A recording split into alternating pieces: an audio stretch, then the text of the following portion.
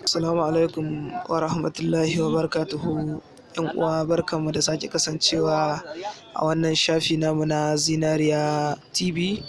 Sannunku da zuwa, kuma na masu ƙara tunatar da ku a game da subscribe. Ku yi subscribing domin sake samun bidiyoyinmu waɗanda za su fito a nan gaba a game da abubuwa da suka ɗore muku kai a harkokin yadda za ku tafiyar da wayoyinku na Android lami lafiya ba tare da wata damuwa ko ciwon kai ba. To alhamdulillah, kamar yadda na yi muku alkawari ɗazu, na yi muku bayani a game da yadda za ku rage wa wayoyinku shan data. Dukkan wayar da take shan data kamar ruwa ku kasa ganewa me ya jawo take wannan shan datar. To alhamdulillah, yanzu za mu ci gaba da bayani a game da yadda za ku rage musu cin data a cikin hanya mafi sauƙi ba tare da wani damuwa ba. To ita wannan hanya ba wata hanya ce mai wahala ba, kuma ba a buƙatar wani long procedure. Ko kana da data ko baka da data za ka je ka buɗe. Kawai babban abin da ake buƙata shine da farko za ka zo ka shigo cikin menu ɗinka na wayarka, ka shigo cikin applications, sai ka tafo ina setting. Yawa, za ka shiga setting. Idan ka shiga setting ya buɗe, za ka yo ƙasa haka za ka tafo.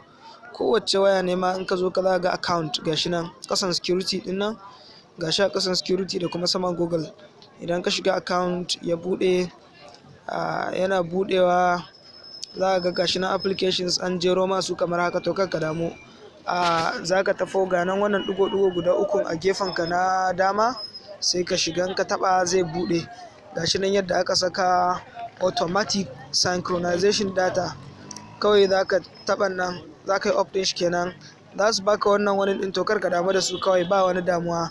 Wannan ɗin shine yake jawo maka a koda yaushe ake sha maka data babu adadi wanda kai baka san da ita ba. Kawai ka danna OK. Idan ka danna OK, to shikenan daga nan insha Allahu.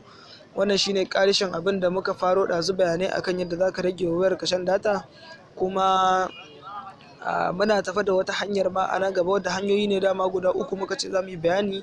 Ɗazu mun yi bayanin na farko, yanzu mun yi na biyu. Insha Allahu muna tafa da na gaba. Bayan wannan kuma za mu yi muku bayani a game da yadda za ku rage wa wayoyinku shan caji, saboda mutum za ka ga ya sayi waya yana jin daɗin ta sosai, yana jin daɗin aiki da ita, amma yanayin yadda take cin caji sosai yakan firgita mutane. Wani ka ga ya ma daina amfani da ita gaba ɗaya saboda cin cajin ya yi yawa. To insha Allah wannan matsala ma ta zo ƙarshe insha Allahu.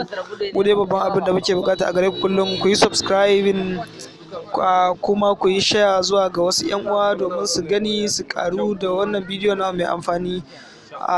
Da fatan za a ci gaba da shagulgulan sallah lafiya. Zinariya Talabishin na muku barka da wannan lokaci. Allah ubangiji ya karɓi ibadunmu. Ku kasance da Zinariya TV. Sai anjima.